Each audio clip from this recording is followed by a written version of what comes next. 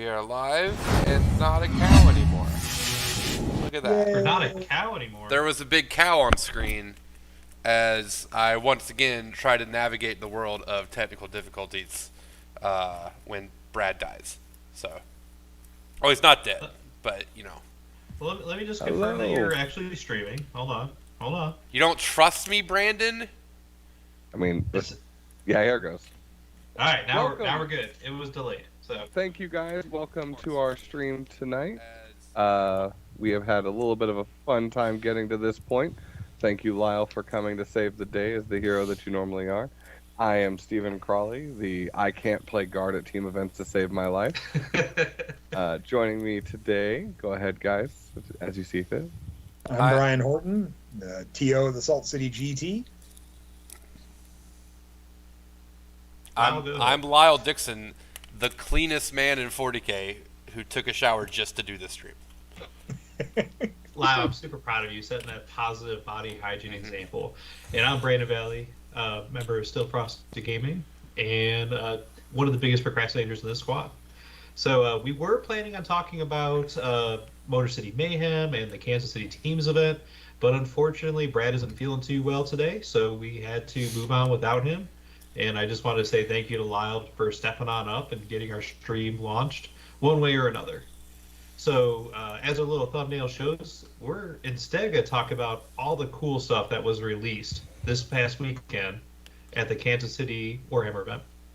All the Death Guard, Eldar, Imperial Guard, Daemons, Space Marines, Tyranids, so many releases. But before we look at those, what's everyone's impression? What do you guys feel? Like, who are the winners?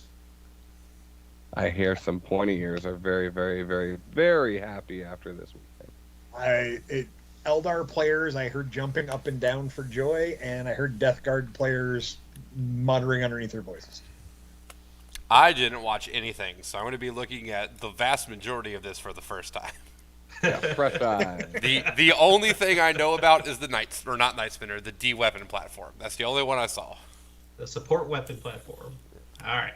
Well, since everyone wants to see Eldar, why are people jumping for joy? Let's check out the Eldar releases first. All right, let me transition to our super fancy compilation of all of our data here. Let me go over to Eldar ones. Boom.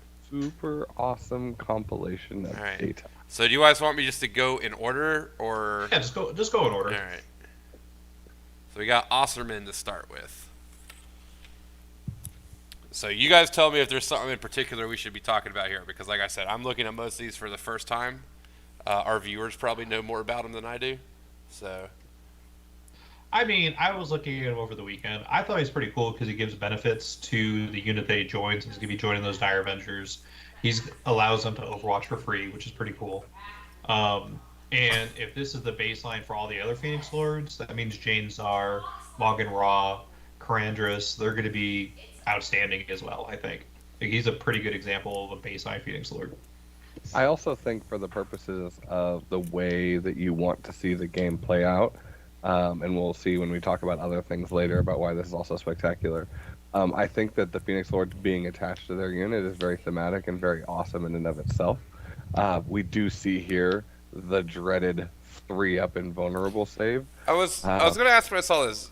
Is he always been the one that had a slightly better invuln than the other Phoenix Lords? Because I thought one of them was always a little bit more durable. I don't remember. Like, does he have a 3-up right now? Currently. I don't think currently. I remember in the past he had a good invul save. Okay. As compared to the other ones, but I don't think currently. I thought there was one now that had a 3-up, so I wasn't sure if this was the same one, but I could be wrong. It might be. I honestly haven't seen him on the table at all this edition, unfortunately. But he's got a really good profile, having the awesome assault plus lethal hits and +1 hit. Spectacular. He's ignoring -1 to hit penalties himself because of having +1, unless we have 2 +1s, which we've gone over from the core rules. But overall, he's really good. He plugs into Dire Avengers really solidly. His sword's a beat stick. Yeah. I'm a little grumpy that his sword is better than a Thunderhammer. That we got 2 damage Thunderhammers, but he's got a 3 damage sword. And it doesn't have the strength of a Thunderhammer. No. Yeah. And Thunderhammers are also they're being united by troops. This is a character, right? Yeah. So, And this is an epic hero. epic hero. Hey, we do have Brad in the chat. Glad Brad's able to join us from his bed of respite. I almost said bed of hospice, but that's something completely different. Please, no hospice for Brad. No. One really important thing that we want to call out here that you might not have noticed in your first read through, most of the abilities that come on the characters or the units that let them use the stratagem for free, let you use an additional time that phase for free. So like your Overwatch, one of the things we'll cover later is how effective Eldar is with Overwatch.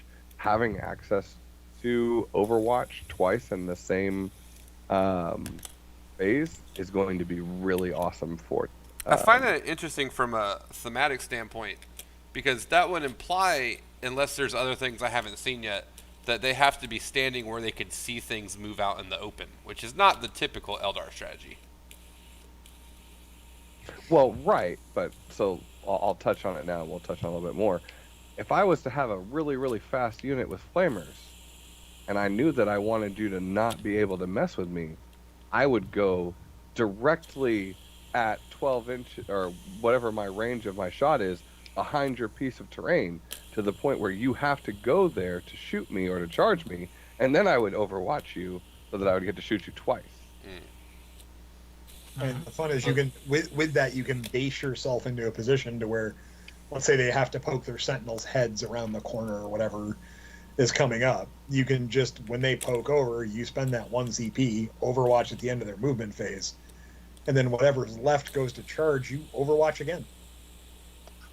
And provided the Falcon has a carrying capacity of 11, which hopefully it does, I think that that's going to be your primary profile for the Falcon, having the ability to shoot something, tag it, give you reroll wounds, and then Dire Avengers popping out and being like, "Yo, how's it going?" And it's never had a capacity above 6. I don't think you're going to get much bigger than that. Are you thinking the Wave Serpent? The Wave Serpent's got a 12. Yeah. I'm hoping. I was being optimistic with the Falcon. It's probably going to be a 6. It's probably going to be. It might be a 7, based upon some of the stuff that they've said about squads and sizes and such. But I don't think you're going to get much more than 6. Do you want to go to the Dire Avengers, Lyle, since we're on the Dire Avenger hero? I don't think I have the Dire Avenger saved on here, to be honest. Oh, okay. Let me see if I. Yeah, So I next see 'em on next there. up I got is the the Avatar Avatar up. Arcade. Yeah. This is not this might be the actual definition of a distraction card effects at this point, except it's one you can actually throw a few dice into just to make it be a scary distraction.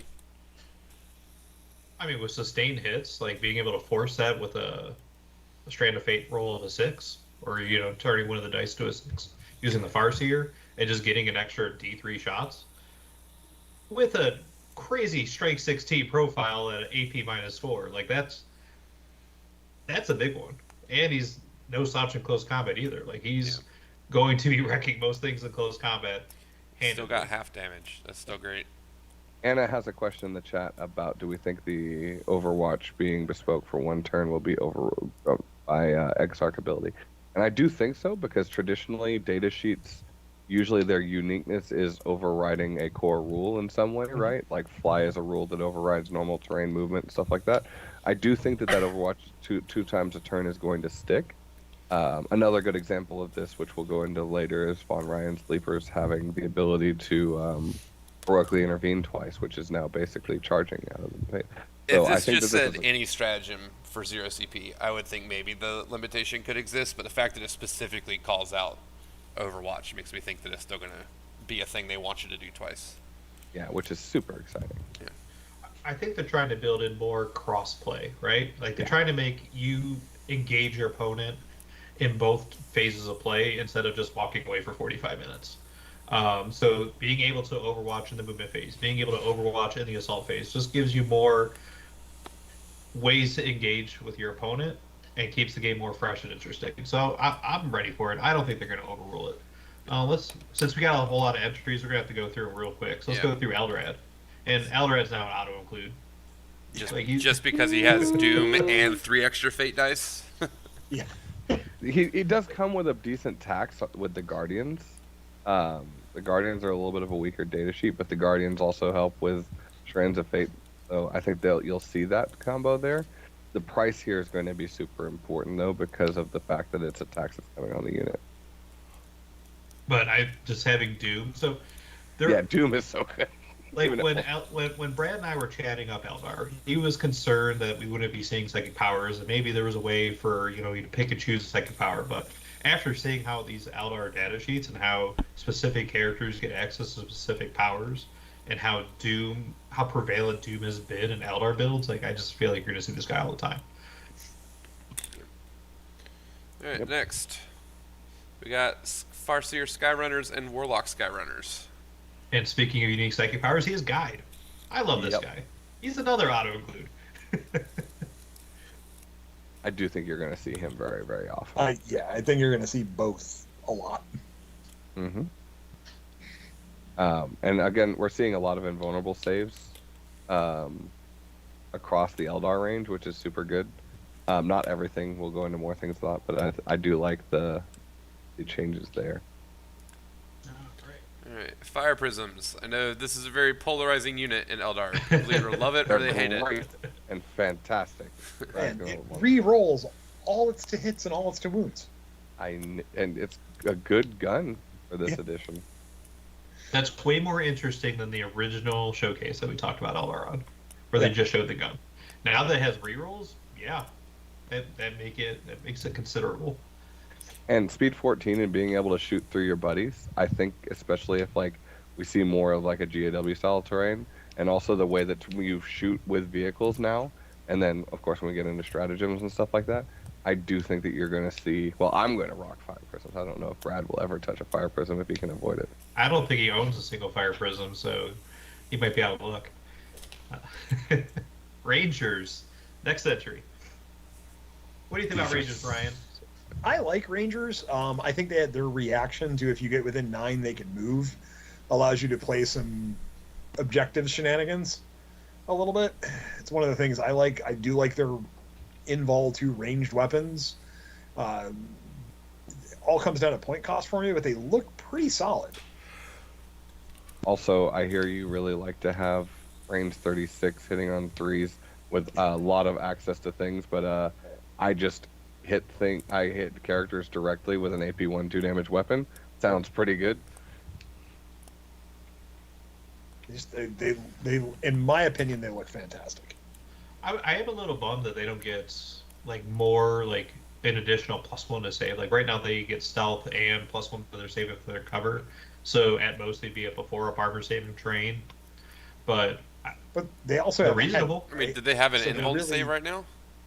Yeah, They a 5-up invuln. Oh, they did already have a 5-up invuln? I thought maybe that was new. Oh, I don't think they have an invuln right now. No. I was going to say they're giving them a 5-up invuln to get shooting instead of giving them the range stealth thing. And their weapon's heavy, so as long as you position correctly, you can hit on 2s.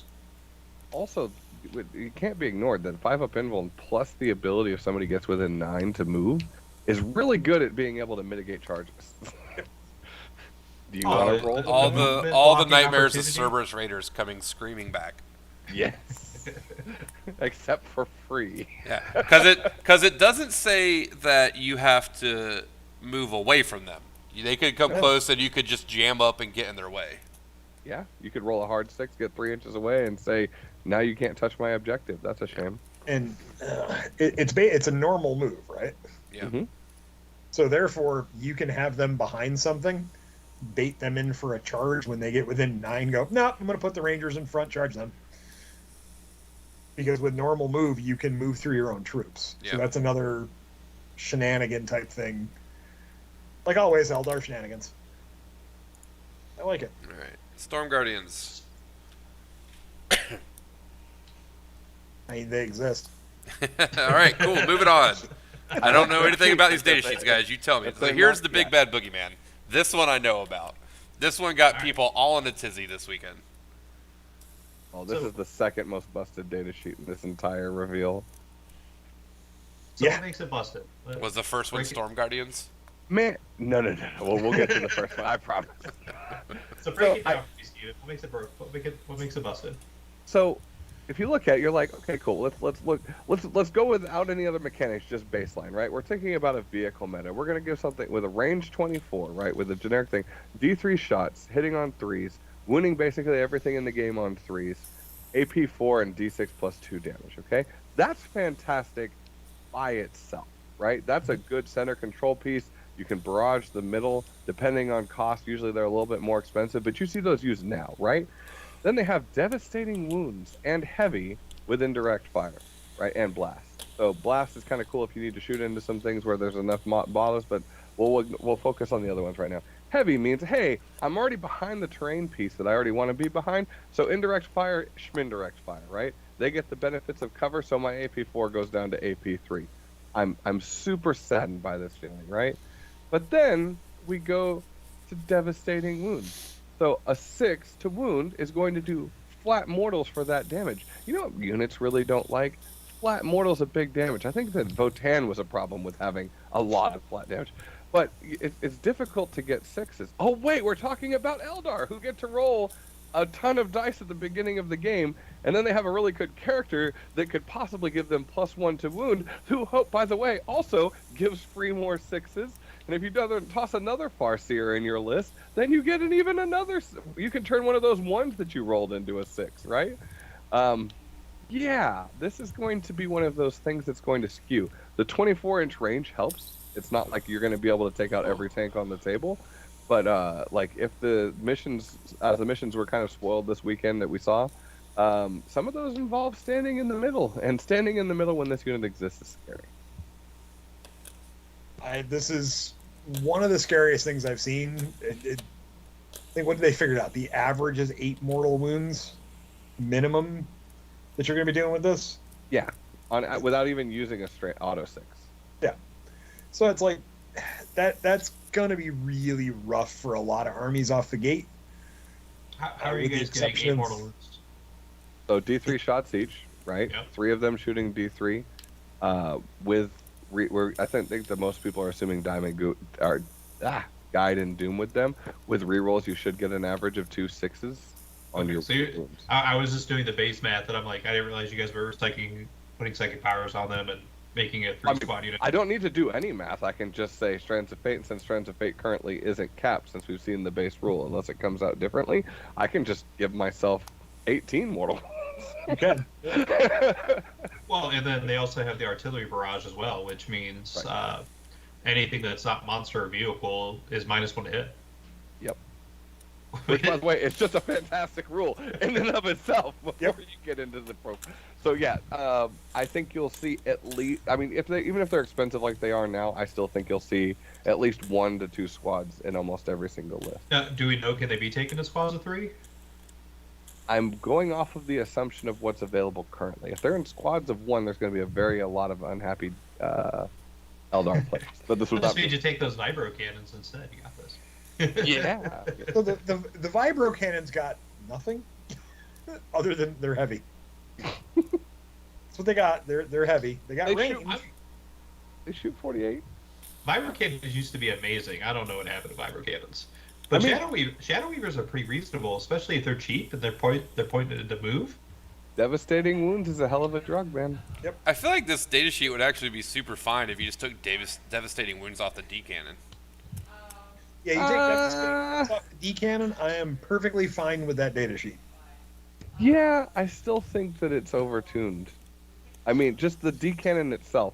D3 shots each with blast, so no matter what you're shooting into, whether it be a 10-man Terminator brick, a 6-man Terminator brick, or no, 7 now for blast, now the core rules are released.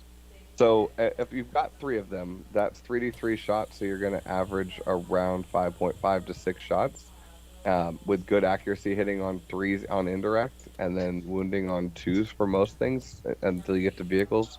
But then we have easy access to +1/1 to wound for vehicles. I mean, this unit's just going to be terrifying. We haven't seen anything close to this in Power Scope yet. So are they sold out yet on GW's website? That's the real Probably. I think they were sold out before this got released, so. Fair. All right, let's hit up the next unit, Vipers. You ignore cover when you shoot things? That's cute. Yeah. Hey, you can shoot them with your D cannons, and they no longer get the benefit of cover when you shoot indirect. Yeah, well, if we're just looking for fast-moving unit blockers, to dictate, It's super dependent strong. on what the points are. Hey, the Bright Lance is still good. Yep. If these are competitively priced, I think you will see them, especially for like move blocking, for getting in delicate places and shooting. We know behind enemy lines still exists as a secondary, so it's good in that play there. So I think these are really good. All right. We're already halfway through. We still have like all the other stuff to talk about. So I'm just gonna start clicking, and you guys tell me if there's something you want to talk about. How's that? Okay. Sure. Do we? How about Warwalkers? They Or have up invulnerable. Four up invuln Four up invul, so good. All right. Fantastic. But I know And Brad loves minus his 1 to wound, Warwalkers. too. Yeah, Minus -1 one. win against ranged attacks. Oh, I didn't see that. Fantastic.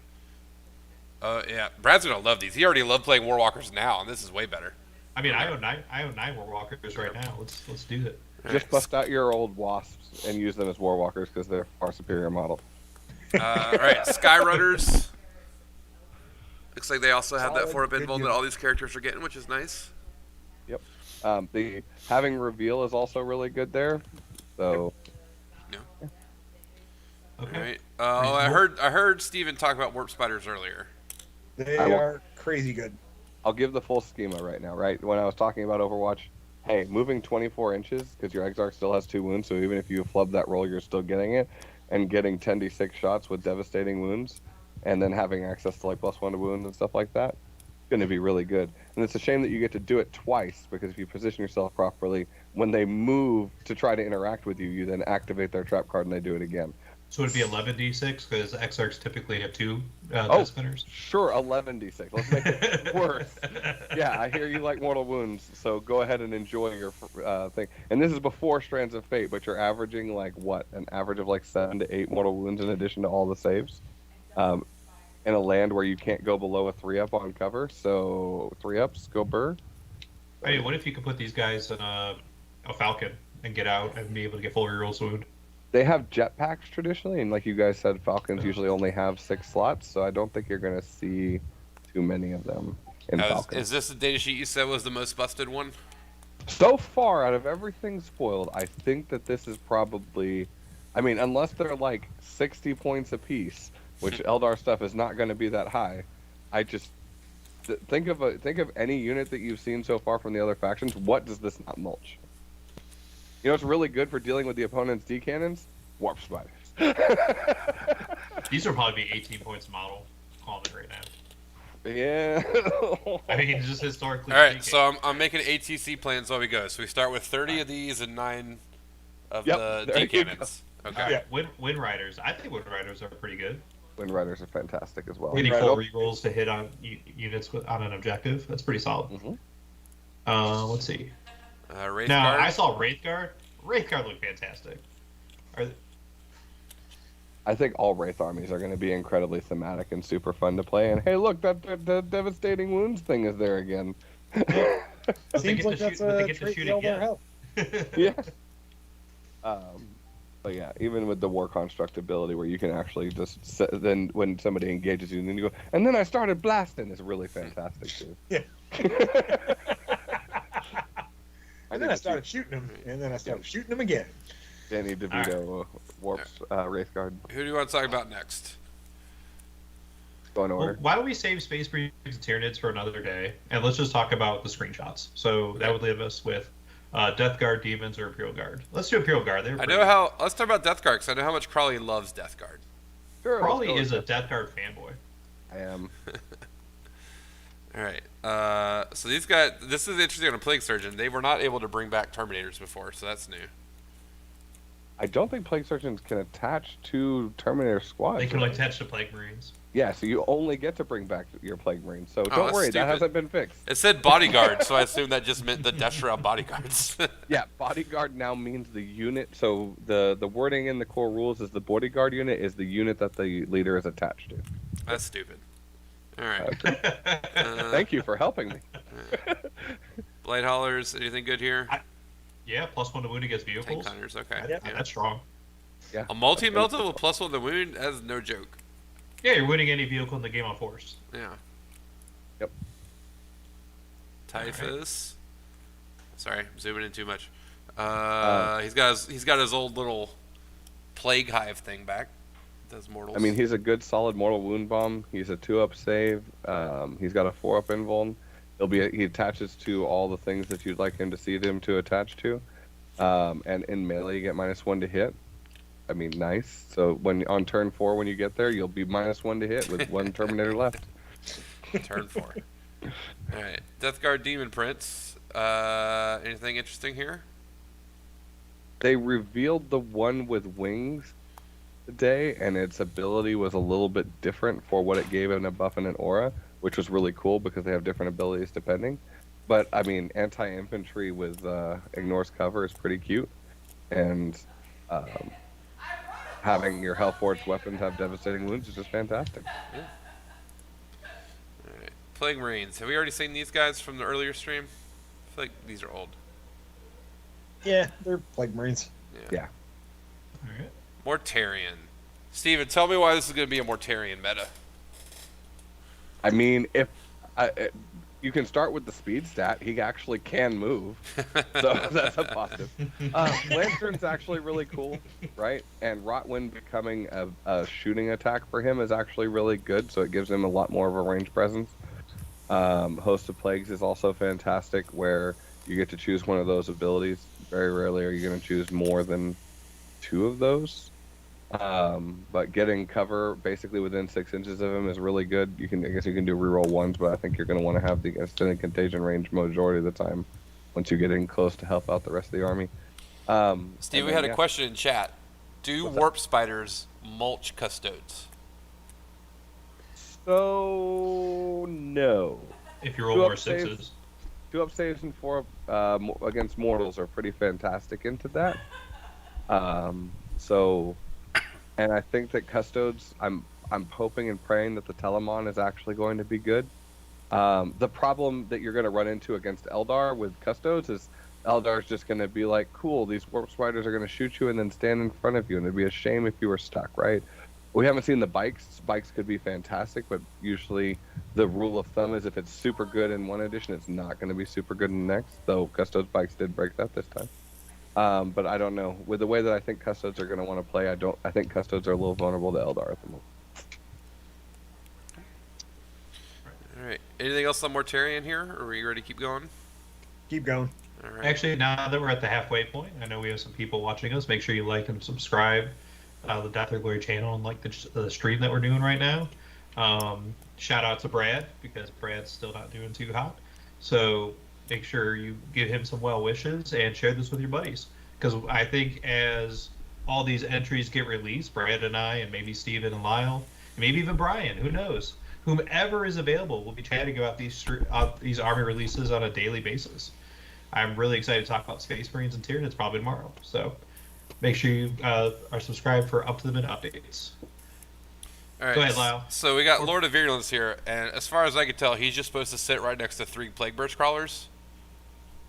Is that what his job is? I mean, to a degree, because, yeah, I mean, that's, he doesn't even need to sit not next to wrong. them. Yeah, he doesn't even need to sit next to him. He can take his unit and go out in the flank, because it says right.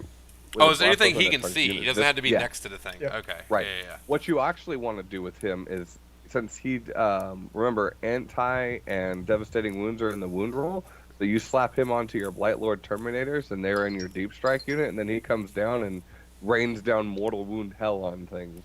I will say the interesting thing about the Death Guard data sheets does appear to be they just gave every single keyword to every single weapon that they all have. Like they don't have a lot of models, but all of them have every keyword in the game. I honestly think they'd be in a much better spot had they gotten advanced into charge and assault on things, so that they could have been not as much shambling, but just I'm going to run at you and shoot you while I go in. I'm a little bit slower, but my rolls would matter more. Yeah. But I don't think they wanted to go down that road.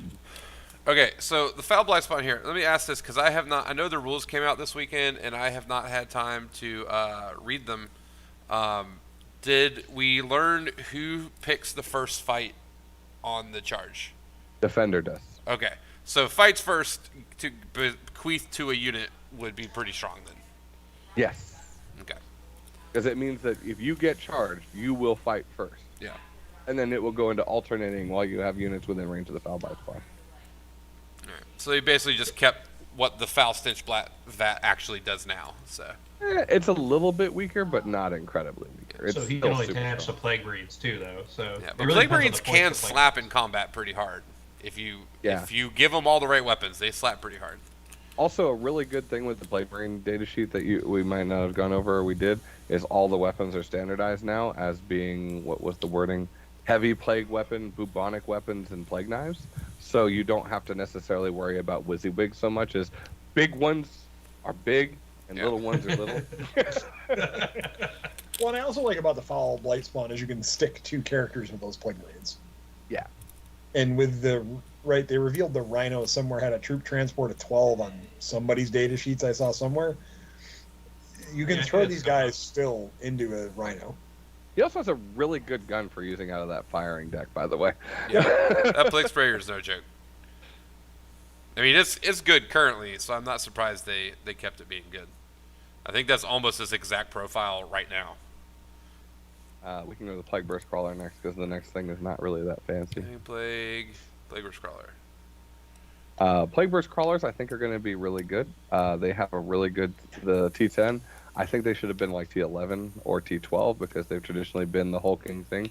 I really wanted to see the hulking brute of the Plague Burst Crawler slowly walking across the table with his 5-up invuln and 2-up save and using like the flamers again. But I think they're going to be in the similar boat now where they're going to keep using the entropy cannons for the decent damage in the Plague Burst Mortar, along with having your Lord of Virulence set you up for ignoring that out of line of sight penalty. I hope you all like indirect, because this is going to be an indirect meta for the first X number of months. Oh man, you're just making me want to play 40k so much, Steven. It's great. Hey, what has Steven been saying for months? Oh, that's right, tanks. You know what really doesn't care about indirect? Tanks. Yeah. So speaking of tanks, we have the Death Guard Rhino. It does have that 12 carrying capacity down here. That's what I was looking for. Yep.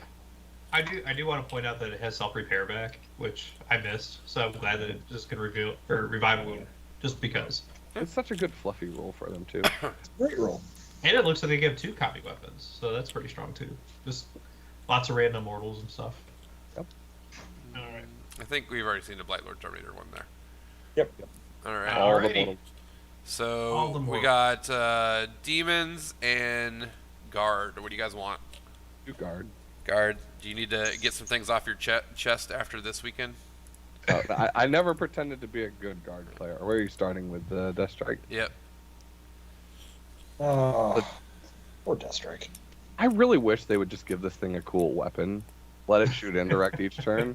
Like just copy the D cannon and just give it the D cannon's gun, and I think guard players would still be happy, and it would be cool because this model is so cool, and yet they keep it with this like once per game shot thing, and it just, I don't know, not the biggest fan. It for its profile, it has to be super cheap for it to do anything. Yeah. I think the Death Strike should still just be the only thing in the game that uses a blast template. And I think it should be the old D weapon rules that whatever the blast template lands on top of, gone. One shot, gone. Give me some scatter dice back. Technically, it does have that rule right now. This is just not with the template. You just measure. Yeah. I don't know, man. I really want to see, like, give it the cool missile, double its points, and just give it a D cannon from freaking Eldar and let it be like usable, and then everybody would be happy. I would field this in guard when I play guard if I could do that. But right now it's just you get one thing with it, and then you can constantly move the thing so that you can constantly threaten people with it. But it just makes a fugazi of a turn with your opponent, and it's not actually that detrimental enough to the point where they have to move out. How of it. cheap would this have to be for you to play it? Under 100 points for a one. I was in the 60-point range. Yeah, like 50 to 60 points. So Honestly. like right now, a speeder tornado is 70 points, and that's for one assault cannon, one multi-melta. Yeah, and that will do more damage on the average turn than this thing. Absolutely. This thing does a 1 CP, maybe a 2 CP ability, right? How much points would you spend for a CP, Lyle? To unlock a stratagem? Yeah, well, if his ability was a stratagem ability, how many CP would you spend for that? Yeah, not many. Yeah. Right. So then, how much CP how many points is a CP worth? About 80.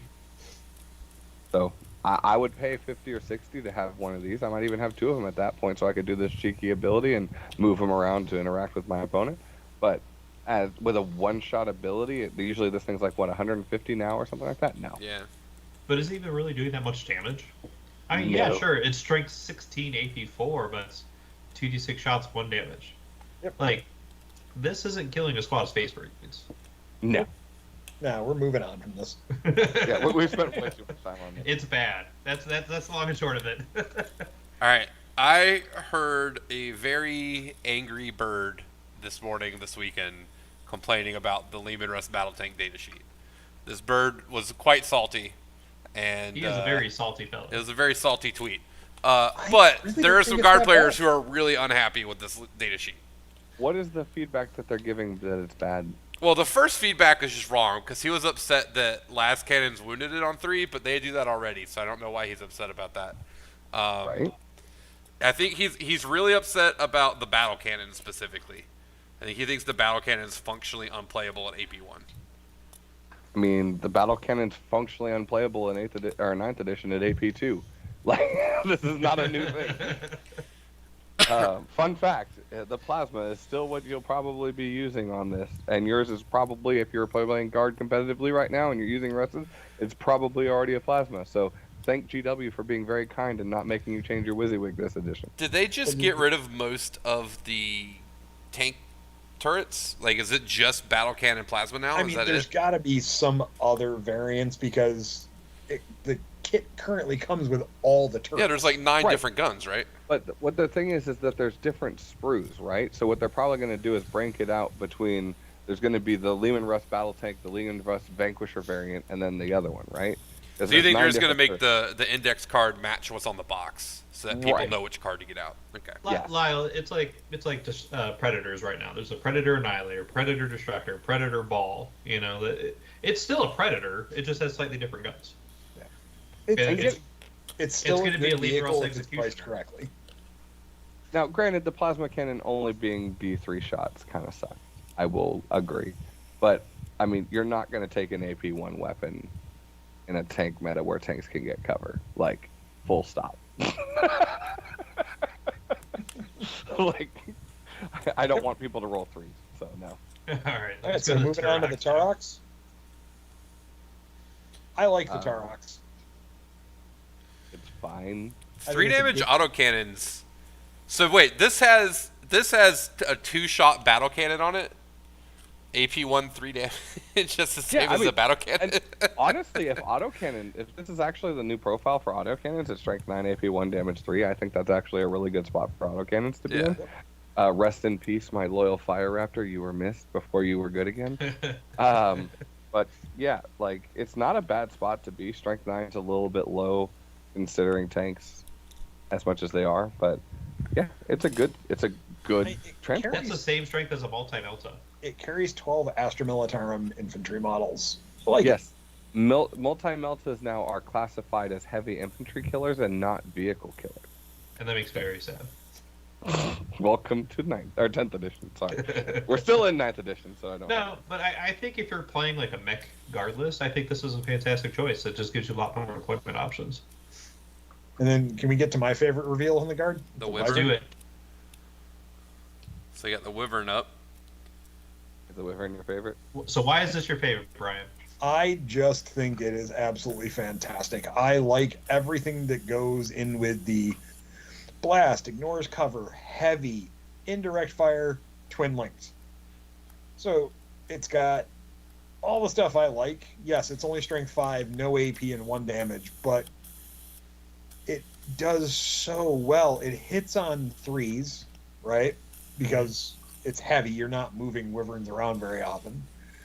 The indirect fire, which we all know is really good, so you basically just ignore that. The suppression bombardment is absolutely fantastic. I just think this is going to be a steal of a vehicle. What's the point Indirect fire is going to be powerful. What's the point of ignored cover on a weapon that doesn't have any AP? Because I thought that you couldn't get cover against AP0 anyway. No. it makes it to the point where things have a 4-up save base can't go down to a 3. Yep. And it's also there's traditionally been ways in the past for guard to get 1 AP on things, so I imagine that might be another edition where guard can slap an AP on something if they need to. That's why I think a lot of the guard things are down by an AP from where they were, other than just the overall, is they might have more streamlined orders, is what I'm hoping. All right. So last thing was, are these going to be in the Slanesh or Tzeentch folders, Brandon? Oh, so I broke up the demon gods by. Okay, What let's they're start with not. Tzeentch. I know we 'cause don't Kyle have- was before very we do excited that- about this. Before we do that, I know we don't have the screenshot up. I just wanted to talk about how super awesome Lord Solar still is with still having the redeploy, which is fantastic. Still having CP manipulation because he just gains a CP per round. So if you're still capped on CP while he's still on the board, you don't have to worry about rolling that 5-up for regeneration, which is spectacular. Do you think So, him doing that while taking away his ability to give out rerolls is a push? I mean, we have to see the whole book in a nutshell, right? If there's a different way to get rerolls, it's just the hard part is like GW's like no more rerolls, and then some of the books were like, oh my god, they have so many rerolls, and then other of the books were like, there are no rerolls to exist in sight. So I do don't like know. that he gets 20 ablative wounds. Yes, that is very, very true. He Oh, just so gets just join a platoon. he can just join 20 guys and just da-da-da. Wait. So 20-man squads are back finally. 20-man squads are back. They have confirmed that on stream. I'm excited about that. I just like the fact that every time anybody interacted with my Lord Solar and he didn't die, he's like, I'm on a horse. So we're going to Slanesh for Lyle? I got Tzeentch up, so we got Exalted All right. Flamers. Oh boy, we're back to auto hitting flamers, boys. Yeah. What could possibly go wrong? Well, Exalted Flamer's auto hit right now. So do normal flamers. Oh, sorry, Normal- no, you said right now. Right not- now, Exalted okay. Flamer's auto Right hit. meow. Right now. So he gives the regular Flamers assault weapons. Is that what he does? Yep. Okay. So it allows them to advance and shoot, which they Yep. won't be able to currently. There's also the interesting thing that his is the first psychic ability that I saw that actually requires a 4-up and not a 2-up, which has me concerned. Because most of the psychic abilities so far that we saw were on a 2-up, which is like chaplain levels of reliable. His requires a 4+. Well, it's So either that's 2-up all- or automatic. Like half of them are automatic so far. Yeah. I don't like that. I want them just to be automatic, or just not. Like it's how many times have you been playing a game and you need that clutch chaplain ability and then you roll the 1, right? Like I paid for the chaplain to do this thing. I don't need other abilities. Are just like it just exists. It happens. It's So a many cool- times I don't even take a chaplain anymore. I know you've been scarred for life by chaplains, whereas I'm still loving chaplains and still being complained. Yeah, I'm not entirely sure why this is on a 4+, because like Barb Gaunts get this same exact ability right now for free. For free. Don't worry, something else will probably have it. They probably didn't want to give it to. There'll probably be some Nurgle thing where it just hits you with a giant booger and that sticks you to the ground. So moving on. So we got regular Flamers, Flamers. regular Looks like they're Flamers. down a strength, down an AP, but go back to auto hitting. They we saw it on something else. I think it's the Lord of Change, but it gets +1 strength there, so you'll probably see manipulation of using the flamer with the Lord of Change to get those. But yeah, flamers are back to being good. I think they have the right number of attacks to not be annoying as hell. AP1 is still really good when everybody else is dropping on it, and it ignores cover. So most of the time when you were shooting them, they were AP1 anyway, right? So And they can fall back and shoot. yeah, which is Yeah. fantastic. All right, I have to say though, so I'm already scrolled over to the pink horrors data sheet while you guys are talking, so I wanted to make sure I knew what was coming up. This is the best rule I've ever read. The best name. Horrors are pink, horrors are blue, where once there was one, now there are two. That's the name of the whole rule. That's amazing. Yes. That is actually a very old name of the rule. That's We're going great. back to the good days. I like. Oh, also, we haven't touched on this, but yeah, demons being back to invulnerable saves rather than being their own unique flavor thing is great. Especially, we haven't seen anything that ignores invulns yet, so that's cool. One thing, the Vindikar Assassin with the shield breaker round. Oh, okay. I'm sorry. We haven't seen anything that we'll see play that ignores. People love to play that model. People will play it even if it sucks. I'm going to play my freaking special edition Vindicare Assassin because it's cool, because then I can yell, boom, headshot all the time. But yeah, no, this is a really good unit. They're about the same as they are now. Same splitting ability. Not much to write. Anna's asking in chat about why fly creatures have rules called bounding leaps. Let me just say, as a Blenders player, I don't want to talk about fly rule. The fly rule makes me sad. I just don't want to talk about it at all. All right? I think that it Can you was talk about the fly rule? Why are you so upset about the fly rule? So, you guys correct me because I'm getting my information from other people right now because I've just not had time to pour through everything. But the fly rule, I believe right now, does not measure horizontally; it measures diagonally, right? Yeah. So you're moving mathematically a good bit shorter distance from point A to point B now. Like I would imagine. On most GW boards, you're moving about 2/3 as far if you have the fly rule if you need to go up onto something than if you were just moving straight across. But you're moving significantly faster than somebody that has to climb the damn wall. Sure. Yep. Like, it's still better than not having fly, but it feels like literally it feels like you're moving about... As a guy who played an all jump pack army, it feels like you're going to move about a third distance. So if you're landing on or taking off of the terrain, you measure the angle. If you are moving over the building, you just move straight. When he says on the terrain, to clarify, he means a piece of terrain that is elevated. If you're on the bottom floor of a ruin, you do not need to measure at weird above the wall and down. You measure on the same plane to the plane that you're going to. If you stay on the same plane, you don't have to measure all the way up the ruin and back down. Okay. Just measure from plane to plane, from where your base is to where your base is going. So basically, you're moving flat.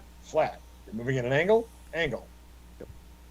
Simple. If you can still go through walls and ignore terrain and exist on the other side, you don't have to bend the tape measure over and make a unicorn or anything.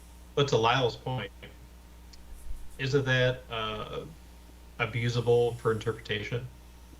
Everything's abusable for interpretation. At the beginning of a new edition, everything's going to be abusable. I'm sure. Never. I've never played this game before. No, I feel like horizontal measuring and getting the right angle, because it does matter. Like, the hypotenuse changes depending on the angle.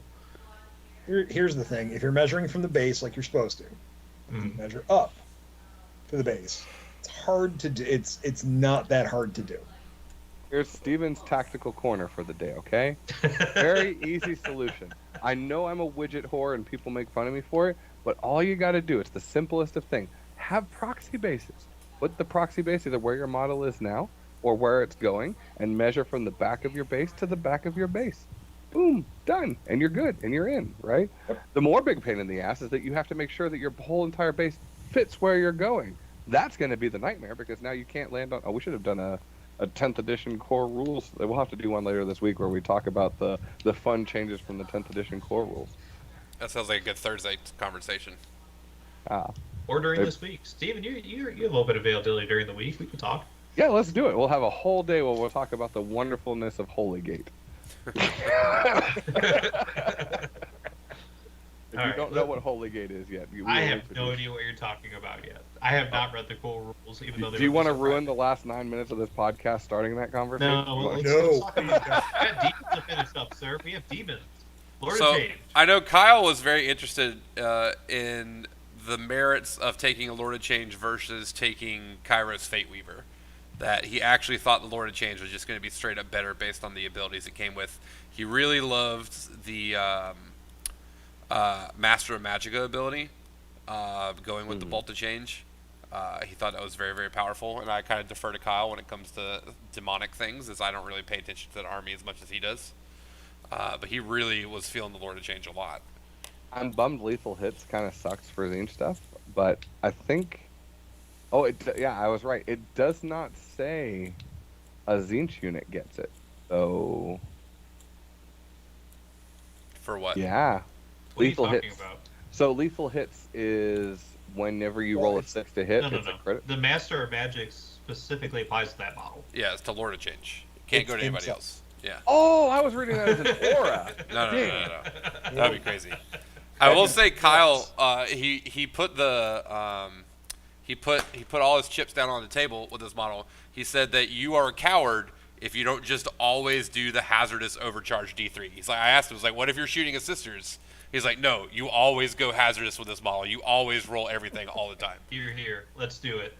I do wish psychic damage counted like old mortals did, where it could have been like you get a save, but then the damage rolled like it's worded for Photan. Or now it's just flat D3. But yes, I will play Kyle and I will see if he still hazardous is it like a man. I can't imagine a scenario where he won't. He seemed very adamant. Everyone in this chat, when you are watching, if me and Kyle get to play during the stream weekend when this starts, every time that he doesn't, he has to take a drink of his beverage of choice. Hopefully it's alcohol. Are you sure you want to start that kind of challenge with Kyle? Yes. Okay, we're gonna have a fun weekend. Everybody who doesn't use hazardous when it's available must drink. I am all for that as a tournament rule, in all honesty, but All right. that has to be a very specific event. Kyle's in chat now. I don't know if he heard the part we just said, but he's in chat now, so we'll see if He'll he get there in a responds. few minutes. All right, Screamers. These are actually fantastic. Speed Wow, that 14. movement. So it just has the old bomber. It has the bomber rule from like the aircraft. Yeah, and I think that's the current world that they have in AOS, which is good. But speed 14 with freaking 3 attacks each at strength 6 AP2, 2 damage. Do you want to kill Marines? Because I like killing Marines. Yeah, these are like. This is a good job. That is These are. What are these pointing at right now? Oh, they're super cheap right now. They're just not good. Yeah, they're not very expensive. Chat might know. Well, while chat tells us how many points they are now, there's only 3 more Chaos Gods, and let's do Slanesh, because there's only 2 left in there. Yeah, the Contorted Epitome and the Torment Bringer. Do they give this the ability to stop people from falling back again? Or is that... Feel no pain against psychic attacks and mortal wounds. It's pretty solid. Yeah. And then... So it still can't lock people in combat. Yeah. That's the only thing I remember this for doing, was when it could lock people in combat. Yeah, but a unit-wide 4 versus mortals is fantastic. And psychic attacks. It's a solution to those D cannons. Then they're not going to want to roll 6. Alright, Torment Bringer on the Seeker Chariot. I love this model, by the way. Do you guys know Bill Kim? One of these? Oh my god, what a nightmare. Bill Kim owns like 1,500 Slutty Chariots. I want him to play 10th edition using nothing but these kind of guys. I mean, they look alright. They have a lot. Again, Slanesh has a lot of movement. That's really nice. Well, I mean, fight on death with localized Slanesh units like Fiends and Demonettes is going to be fantastic. Yeah. But it also has a sustained hit to That's 23 attack space. Oh yeah, those are extra attack. They turned what's it called? The cavalry tongues. Yeah, they turned all of the cool weapons before that were malefic into extra attacks now, so it's fantastic. 23 I like it. 23 attacks, guys. Come on. 8 lick With tongues sustained hits. with distinct hits. All right. Or Nurgle. devastating wounds on the claws, because that's not bad. Oh, she gets it too, yeah. 15 attacks, devastating wounds. Oh. All right, Doesn't matter, before we discuss this data sheet for the Great and Clean one, have you guys ever seen one of these models where someone scraped off all the warts and bumps and everything?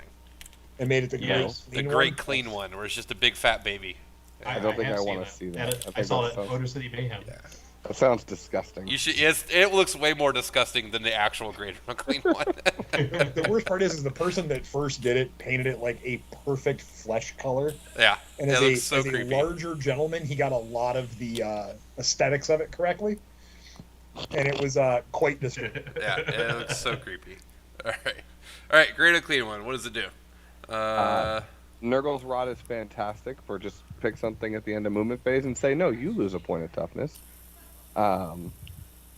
I do like that it gives up a feel no pain of 6, and I think its weapons are in a good spot. I think the most of the bigger demons are going to be fantastic. I hope they're aggressively pointed this edition, because I feel like they were a little too expensive this edition, other than the Bloodthirster being the ridiculous. But its ranged attacks are really good and still very usable. This Um, guy could bring back plague bears back from the dead. I mean, that would highly depend on how good plague bearers are on their own, because they're pretty good right now, but they're still not taken. I Demons mean, are too that's much still of a solid. factor. Like, if Hey, you're doing a he solid could just he could Nurgle bring army, back 6 plague bearers a turn. That's more than one, Brandon. that's quite impressive. I don't know. There's only 10 in a squad still. Speaking of plague bearers, they have the infected outbreak rule. I think we'd already seen these. It's also Plus one really charge. interesting that reverberating summons is a keyword. And I hope we see a lot of that keyword. No, it's just gonna be that one keyword. We're not going to keyword the OBSEC across all the data sheets. No. We're going to keyword this one ability that only this one model has. Like the plasma warhead for the Death Strike, yeah. I mean, I think they're not bad. They're okay. Normal. They got 2 wounds. They got 5 with pinball. How did T5. we go through the trouble to make all these keywords for universal special rules, but we didn't keyword sticky objectives? But we're just giving everyone sticky objectives. That is a great question that no one has the answer to. I asked and I was not given an answer. I was given a very, very interesting look when I asked. Like, so. if you want to make the OC, you just ask, like, use keyword objective control. You just make this ability keyword objective control and give it to as many people as you want. If only there was a word, man. What do we use currently for models that are really good at holding objectives?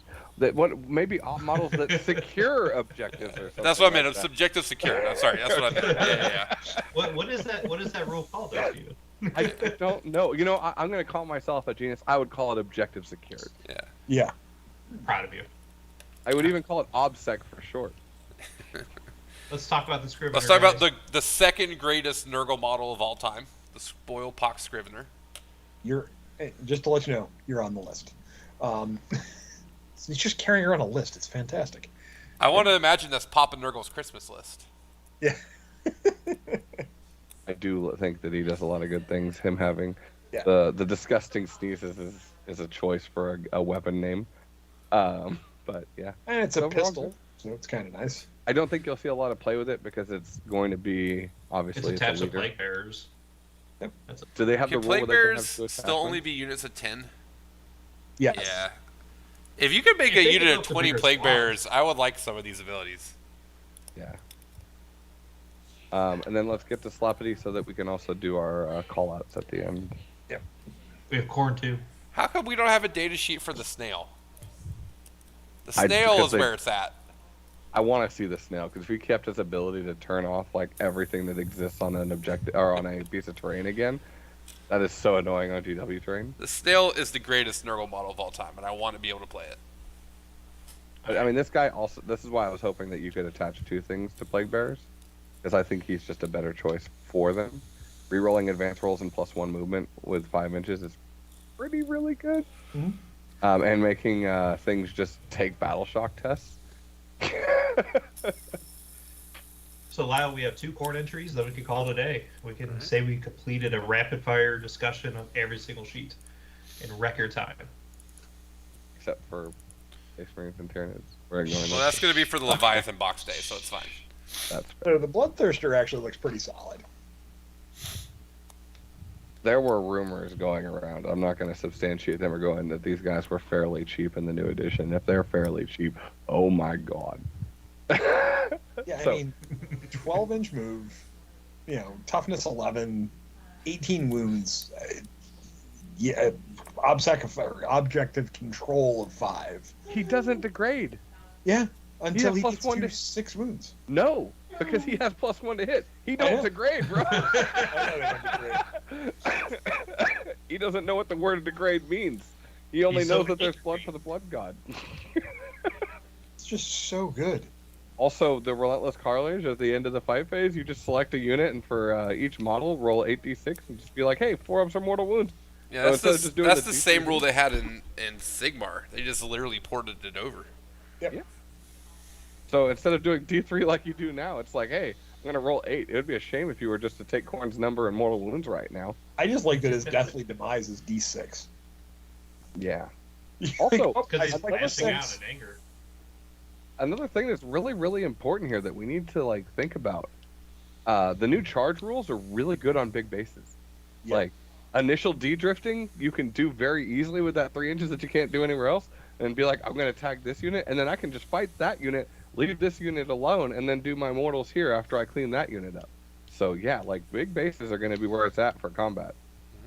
All right, last one, the Flesh But Hounds. not least, the Flesh Hound. Did you say not least? Not least. They lost their hitting on, or their twos. They can heroically intervene, which is really good. But They have a 3-up field no pain against psychic powers. ooh, nice. You got a 3-up feel no pain against psychic abilities. If it was not in the shooting phase, I'd feel better about it, because then they'd be absorbing psychic powers in the psychic phase. But since there is no psychic phase now, it's like, cool, I'm going to use my Stormbolter first, and then I'll use my psychic power ability. I just wish they were like. I wish they were T5. Yeah, that's fair. Yeah, I wish Just they were. looking at like demon versus demon matchup, where all those each abilities are psychic weapons, like just having a 3-up field no pain is pretty solid. It feels like this data sheet's missing something. A scout move, That- but that maybe might- maybe Karnak gives a scout move. it Never could know. be. Karnak could be the lynch. Karnak like +1 AP and +1 AP, +1 strength, and +1 damage. Let's go. All right, All right, so it's all right, Crawley, about 5 minutes after 8. You know, say to wrap things up, I'm going to speak for all of the naysayer, doom prophet, salt lords out there. All right, Crawley, tell me why I should be encouraged to play 40k when 10th edition comes out if I don't own Eldar. Because it's the wild, wild west, and Eldar, while being good, are going to be a very swingy armor, right? They have a lot of things that are going to rely on D6s, and also, I mean this in the nicest way possible, Eldar is probably one of the hardest armies in the game to play well. If you give anybody else just an Eldar without years or months of practice, it's easy to butcher those things, right? There's plenty of things that we're going to be able to do in this game to be able to deal with the D cannons. Just get some practice reps against your Eldar player. I personally do not plan at this moment in time, so don't quote me if I am doing it later, to even play Eldar at Tacoma when I have access to them, because I have other plans. So don't think that you're having to do it. I have access to that thing. I just don't want to play what everybody else is playing, because everybody else is gunning for that thing. So And- don't be stressed. The one thing I can say is I am running one of the first GTs out of the gate with 10th edition. It's going to be the Wild Wild West. Come and try everything out that you want to try out. If you've got this crazy idea that you think sounds good, get a couple reps in with your buddy the week before, come out to the Salt City GT in Syracuse, New York, and play it. Try it out. See what you can do. You might see something that no one has thought of, no one on the internet put together, and you throw it down on a table and devastate people. You also may come to an event and see like, oh, well, I thought Death Guard weren't supposed to be good, and somebody just massed out and figured out a combo that worked for them, and then you're like, oh, wow, that's amazing. I have a Death Guard army at home. I want to try it out. It's just going to be fun to try everything out. Brian giving away my top secret tech of playing Death Guard to surprise everybody. Okay, real quick, we have a request. Lyle, can you talk about the event that you're going to this weekend? If there's anything specifically that you're excited for or worried about at that event, and give a shout out for that event. Yeah, so I'm going to the Battle for the Capital in Lansing this weekend. It is the first GT that the store out there in Lansing. I want to say I can't get the name backwards. Is it AFK? That's either I think it's AFK. I don't want to say the wrong name. I think it's AFK. It might be Upkeep. I think it's AFK. Anthony Hill. But it's their first 2-day GT that they're running, and the guys organizing it are kind of celebrating the end of 9th. They have encouraged people to bring their memeiest favorite lists. I have no idea if that means people will or not, but it should be a good time. I think right now, they're still trying to sell a few more tickets. Lists have gone live and stuff, but I'm sure they would take a couple more people if anybody wants to come out and hang out with us. I've been there before for many of the RTs. This is a great store, lots of space, very comfortable, chill environment. I've enjoyed every RTT there, so I'm really looking forward to their first GT. If you're not going to the Salt City GT and you have the capability of going to the Salt City GT, get your arse to the Salt City GT. Very well run event. Awesome team running the event, making sure that you have a good time. They have a rule in place so that you can have a little bit of plastic if you need to be able to actually play. Like, be a bro, go out there, support the team with the first big event. Be the first person who wins the first super major of 10th edition. Be that guy. Or While at least doing go out and shots get for drunk and stuff. hazardous weapons. Exactly, while doing shots for hazardous weapons. So yeah, like as we promoted before, but I'm gonna keep saying it. Salt City GT. The belts are behind me. There's one for AOS. There's one for 40K. Of course, we are doing the thing that Steven mentioned. We are doing 1,500 points to get your 10 points for painted, not 2,000, because we know there's some people who are going to be wanting to make a list shift on the fly, and we decided to give you guys a little buffer zone there. It's going to be a really fun event. Of course, we do have one of the golden tickets for both Age of Sigmar, 40K, and Kill Team. And we also have Marvel Crisis Protocol, so come on out. It's going to be a good weekend. All right. So on that note, Brad, we hope you feel better.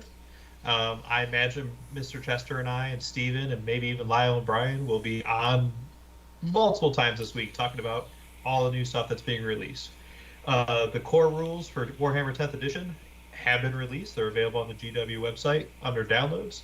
And I think next time we're on, we're going to be talking about Space Marines and Tyranids and what those new data slates cover. So on that note, thank you everybody for joining us. And if you haven't, please like and subscribe and share this